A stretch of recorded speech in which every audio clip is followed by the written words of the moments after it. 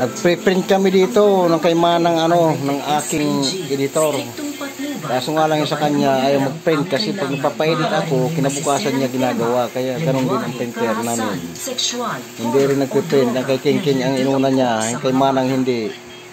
Kaya ito, kay King King nagpe-print na. Yung kay Manang hindi pa nagpe-print kasi pag inutusan, kinabukasan pa. Kaya kinabukasan din yung print yung printer.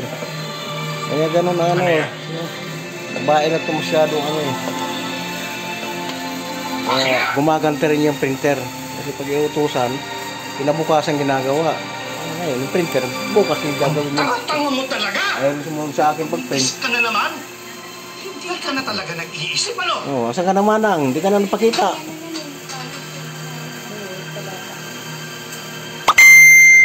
Babae? Walang puwang ito sa pamamahay ko. Pakita Manang, pakita ka rito. Tinanggap niyo siya.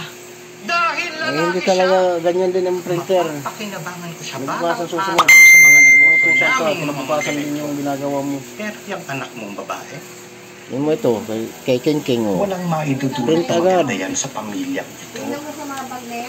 Magiging pabigat lang yan. Ito, print yun. Matutulot sa'yo. Walang silbi.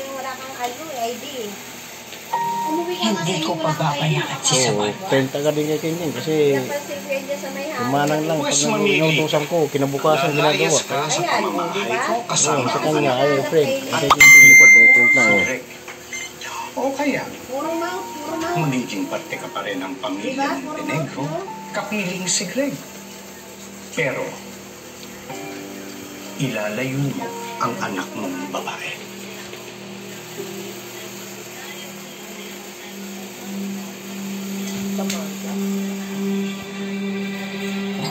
Tapos na yung kay King King, friend. Yung kay Manang hindi. Kasi pag inutusan, kinabukasan ginagawa.